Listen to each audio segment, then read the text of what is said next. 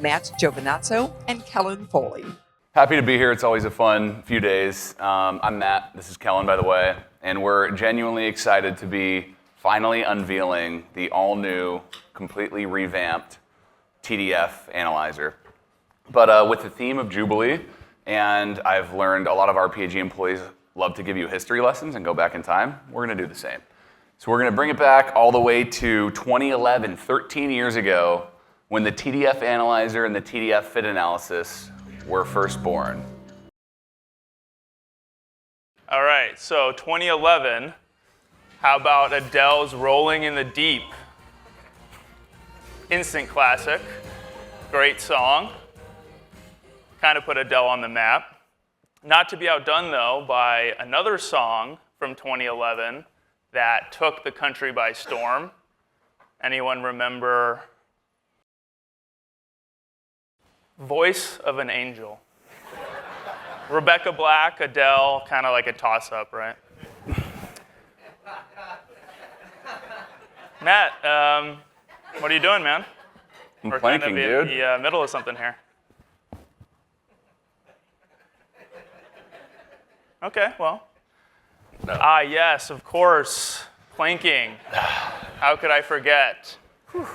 This might be the only trend from 2011 worse than that Rebecca Black song. I don't know why this became a thing. All right, let's go through some current events to take us back to that year. How about SEAL Team 6 taking down Osama bin Laden that May? Yeah. And Charlie Sheen trying to convince us he's not crazy, he's just winning. I think that's the mindset Vince was talking about last night. The royal wedding, of course. How about the S&P downgrading U.S. credit for the first time? I remember that. That was a big deal. And then Occupy Wall Street also got started that year. Hold on a sec. You guys remember what this is?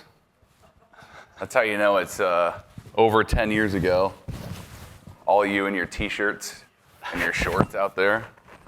Is that the same guy? Hold on. Wanted to be older, wants to be younger, was a kid, has a kid. All right, Kellen, I dressed up and got my pose, so let's see you in the, can you dress what is down? that? We need you in a singlet here. Come on. No singlet. All right. What's scary is I think like the next year we were presenting at this conference, but I promise now we know what we're talking about. Kind of, but all right, to business, we promise. Hold on, I need a moment though. Look, Fit Analysis 1.0, I'm really sorry, but I have to bash you. It's just, you're really ugly. And look, you were ahead of your time. We appreciate you laid the foundation for what we have today. You predated the DOL tips by 2 years, but it's time we move on. Sorry, get choked up. So look, we've obviously come a long way today from this design. You've seen some of our, Jesse shared some past examples. So we're already ahead of this, and we're gonna catapult this forward as you're about to find out.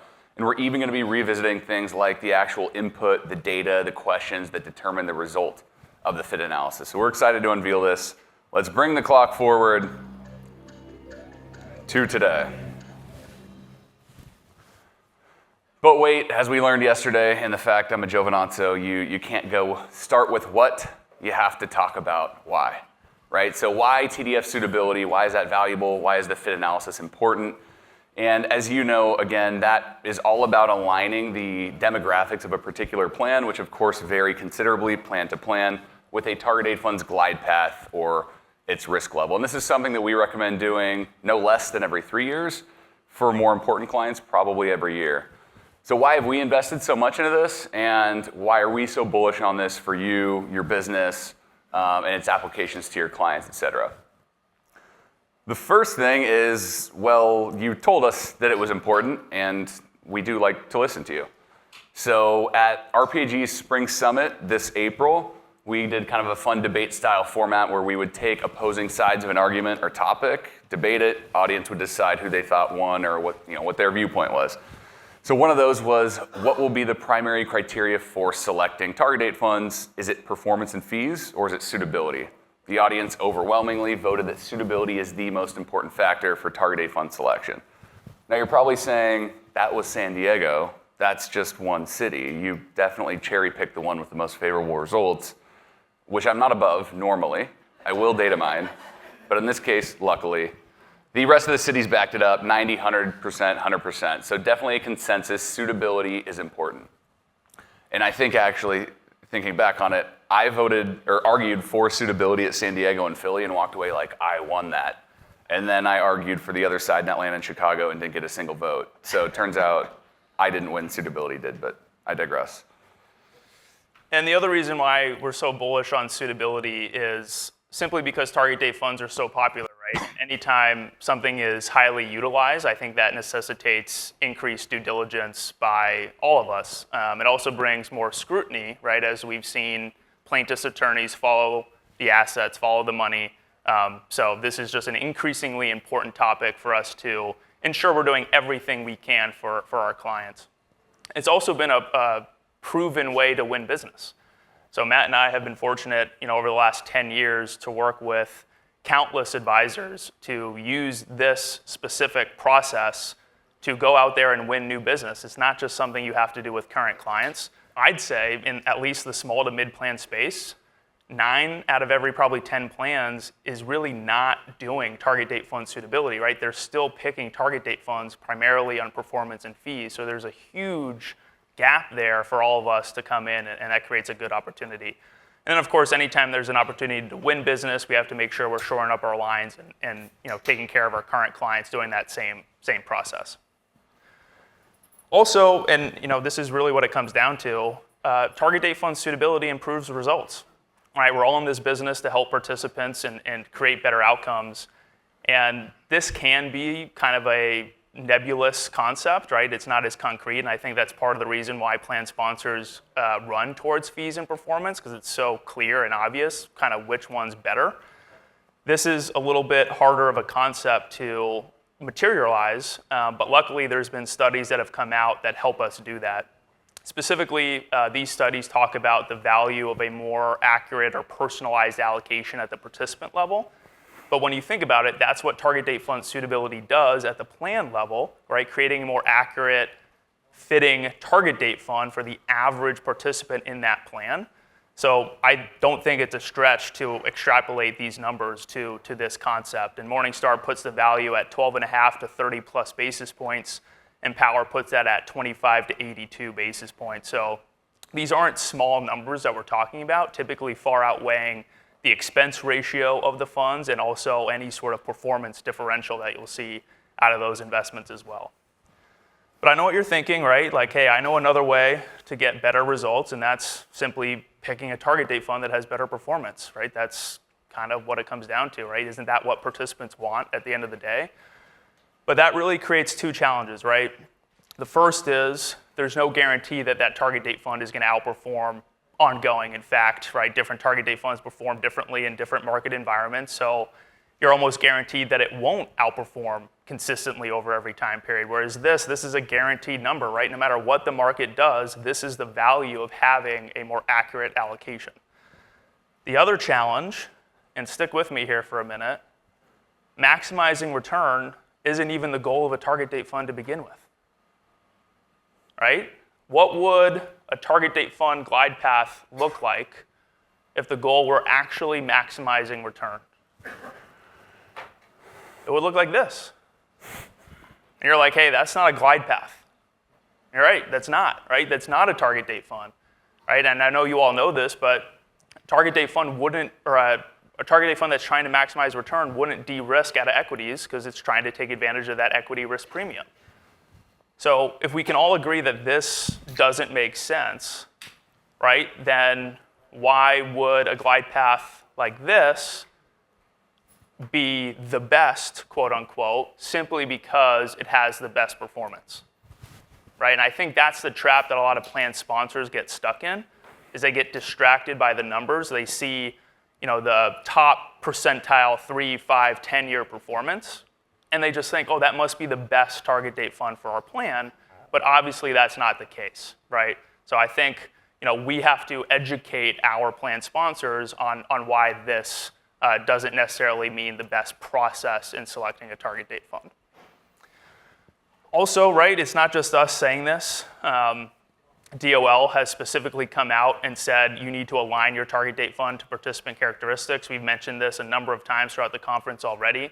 In the 2.5 pages, they mentioned the concept of suitability, I think, a dozen times. They mentioned performance and fees once or twice each.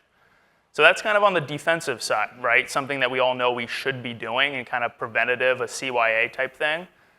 But now we can actually use this on the offense as well, right? As Nick so colorfully and eloquently put it last night, we didn't want to go through this process to get to this point, but we're sure as hell glad we did, because now we all have a concrete, proven strategy, a process that has stood the test of court. And I don't know of any suitability process tool that can say that, right? And I think that's an extremely powerful way for you all to go in and talk to your clients and prospects about the differentiation that this can provide for them and their participants. All right, now that you're double convinced, which you already were, but let's show you the goods. It's time. So the first significant change and overhaul that we've done is the UI. I didn't know what that meant. It's on the slide for you. User interface, that's a new term for me. So few key things here. The first thing is this has to be really, in the UI is basically the input, right? Your report building process. This has to continue to be easy. It's very easy. You can run one of these reports in 60 seconds if you need to. It's following that standard RPAG report builder process that you're accustomed to. Very clean, very easy. It's also honestly just fun. You click around, it's pretty colorful. It's like solving those CAPTCHAs to like make sure you're not a robot. It's like clicking the boxes that have a stoplight. And you're like, oh crap, well that has a pole in it. And you like phone a friend, you're like, what do you think about this? And 30 minutes later, you're like, I have access. So we're gonna make you do that like every 30 seconds. And no, I'm kidding, there's no CAPTCHAs. And it's not that fun. But where it kind of translates from just fun clicking around to actually gaining information and helping with your analysis is that last point, which is the charts and the data adjust in real time. So for example, with the fit analysis questions, as you toggle through different responses, you could change, hey, what happens to the ideal risk profile if savings rate changes from 8 to 10%? We tweak auto escalation, risk aversion changes. You'll see the ideal series change and then the target risk index and target risk level. So that's where it translates to not just fun CAPTCHA gamification, but actually additional information that helps with your analysis. Now, of course, clients don't see all the fun that you're having during that report building process and how sleek it is. So we need to extend that new modern design, of course, to the output, to the actual report that they get in front of them. Or more realistically nowadays, on the screen, because no one does in-person meetings or wear ties, by the way. So the output, it looks great. Again, it's new, it's modern, it's sleek. They will feel that this is a quality product, just like the rest of our reports. There's more granular data in the report, so the way that you can compare and contrast series to each other, you can draw deeper analysis, it can lead to better, longer discussions if you would like. While at the same time, we're improving the summary slide and slides that we already have and introducing new ones. So I know you all don't want to spend 2 hours every meeting talking about this, going through all 60 pages. If you want, you could do this. You're in a pinch, 2 minutes. You got key summary slides that allow you to review this very quickly. It's very efficient. On the note of efficiency, that last point, meeting minute functionality. So similar to how in the fiduciary investment review, you go to the meeting minute tool, you click a button, the meeting minutes automatically populate and are created based on that report you created. Same exact functionality here.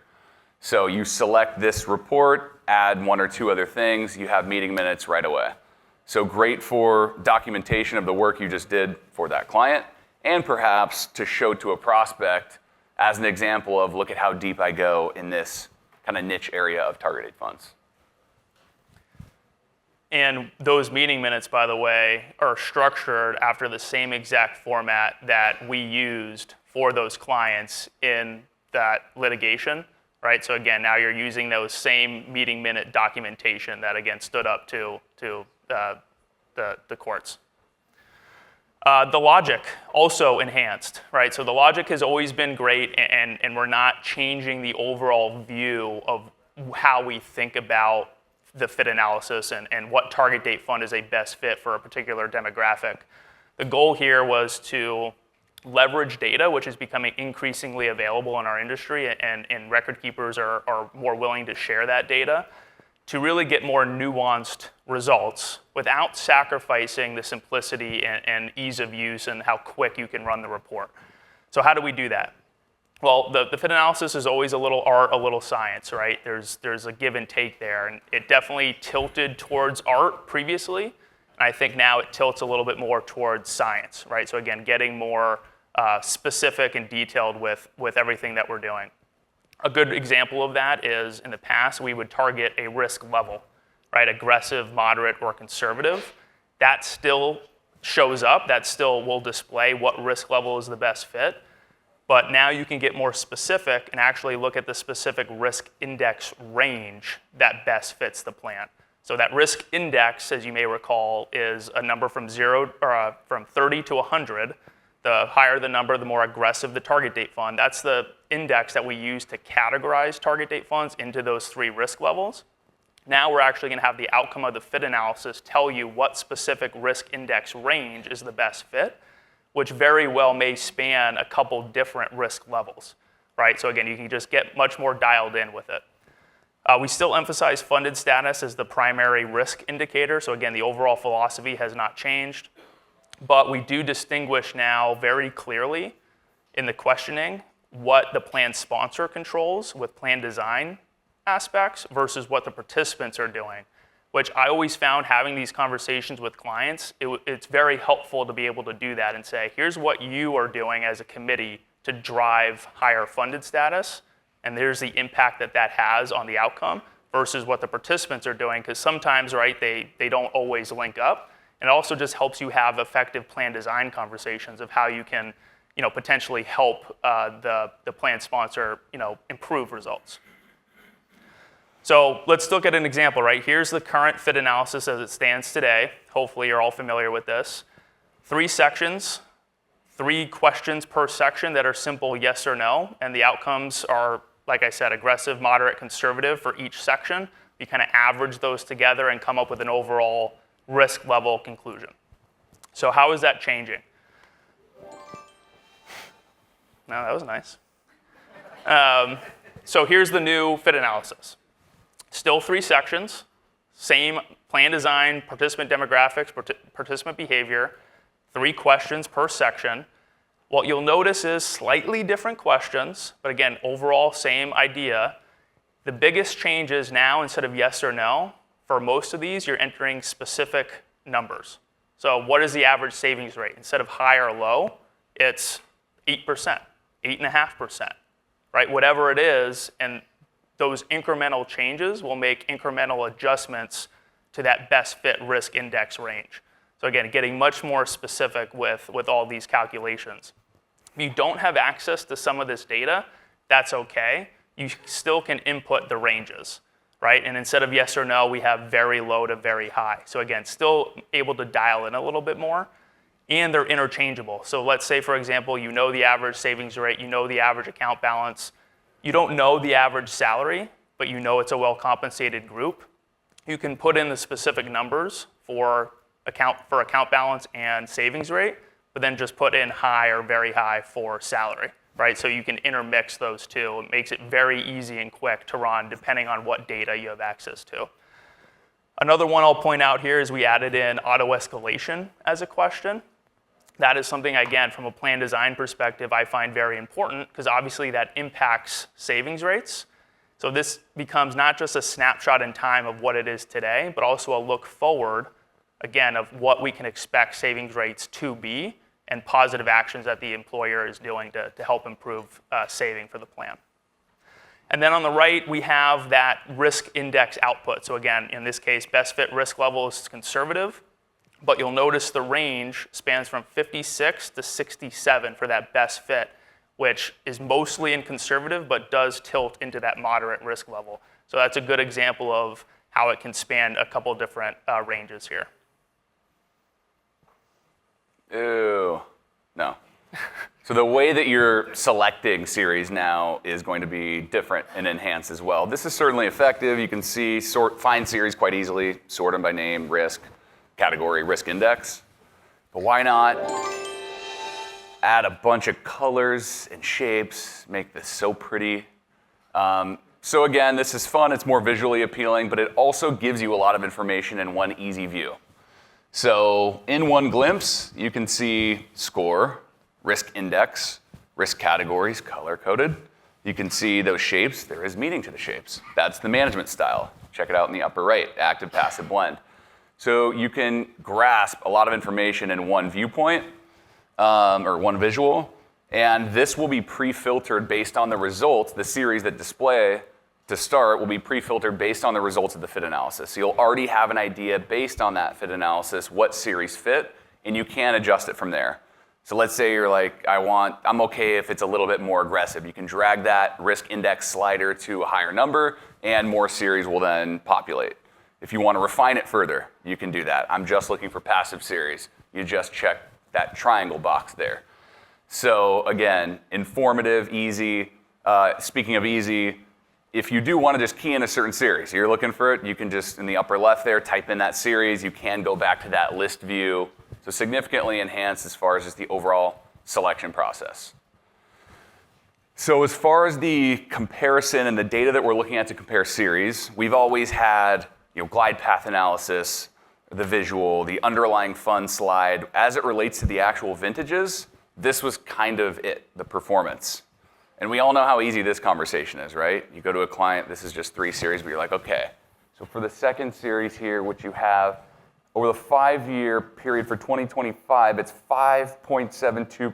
No, let's look at the 3-year though, because the mark, but then let's compare it to the benchmark, which it is underperforming. And then versus the third series, it's actually a little better. It's just kind of a mess of a conversation. There's way too much data there. So challenges are, there's no way to summarize the data. It's difficult to compare these series to each other or even a benchmark. And most importantly, there's no risk metrics. And that's kind of the purpose of the fit analysis, right? There used to be a disconnect where you go through the fit analysis, clients are nodding, like buying into it. Yep, I dig it. We need to be conservative because statistically, 2 to 3 times the results are going to be conservative or moderate. And then you get to the performance page, and it's like that forbidden fruit. They're like, I kind of want the one with the higher return. I know what you were saying before, because we weren't illustrating what they gain, which is a reduction in risk. And again, following that fit analysis, getting that customization, adding value that Kellen mentioned. So this risk return snapshot is the single biggest improvement to the TDF Analyzer that we've made. This is awesome. And this is one of those slides that gives you a very efficient, condensed summary and gives you a lot of granular data. So what you're looking at here is we've averaged all the vintages in a series over a 3-year or 5-year period of time. You can pick which one or both you want.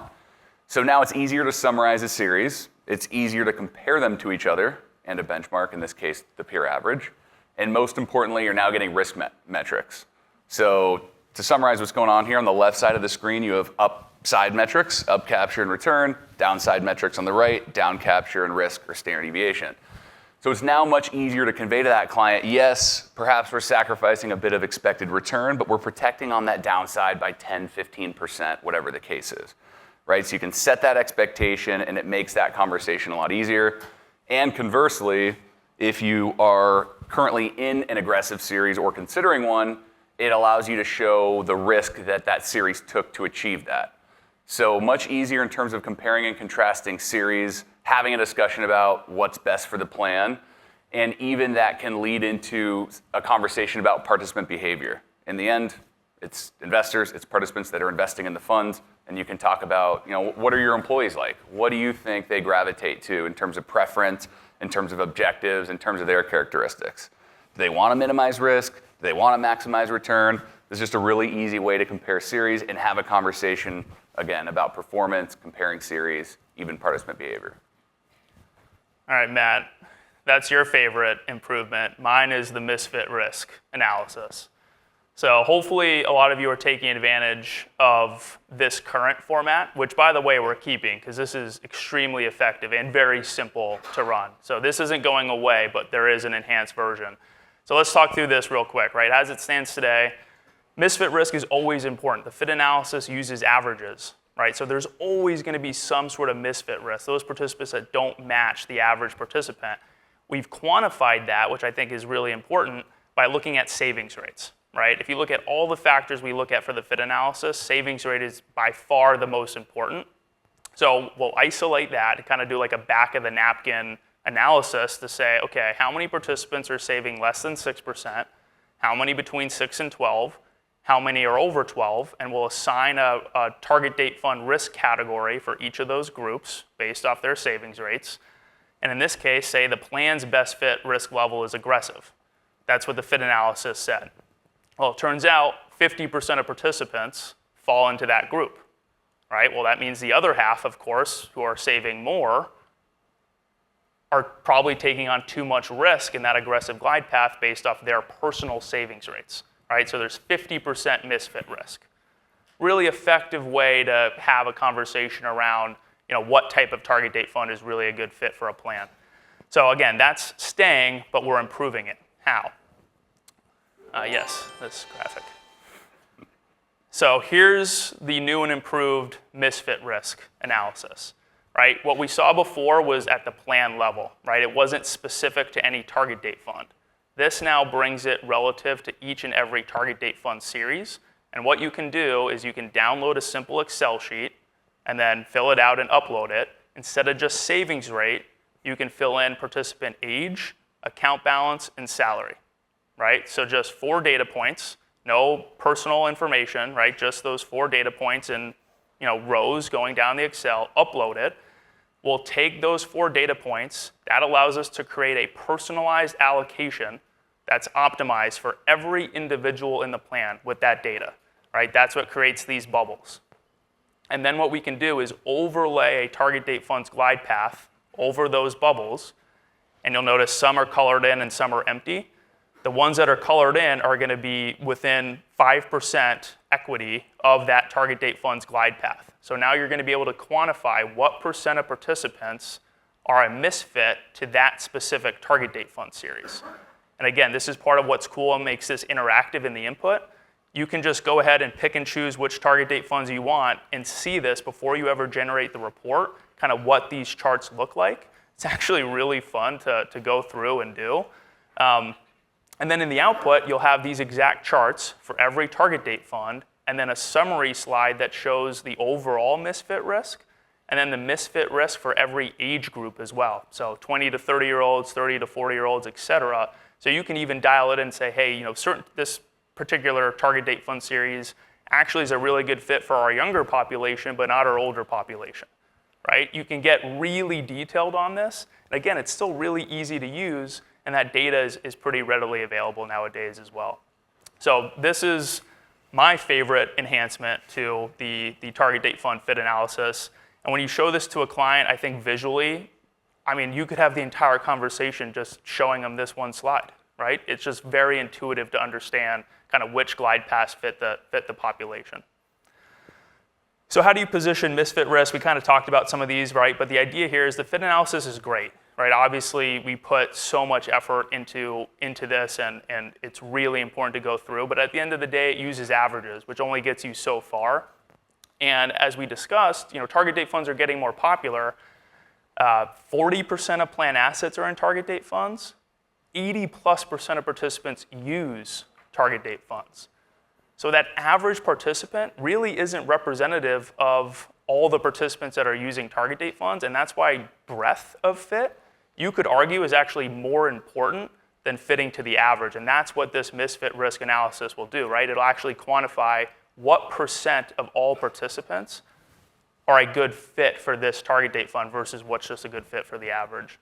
And then, of course, it's also a really nice way to objectively and quantify the value or potential value of a more personalized QDIA, right? Whether that's risk-based glide paths like FlexPath, or it's managed accounts, or it's vintage blending solutions. There's more and more options that are coming to the market. And this is a really easy way to say objectively, here's why this does or does not make sense for this group. All right, so in conclusion, Why target date fund suitability? As we discussed, right, more popularity, just increased scrutiny, requires more due diligence.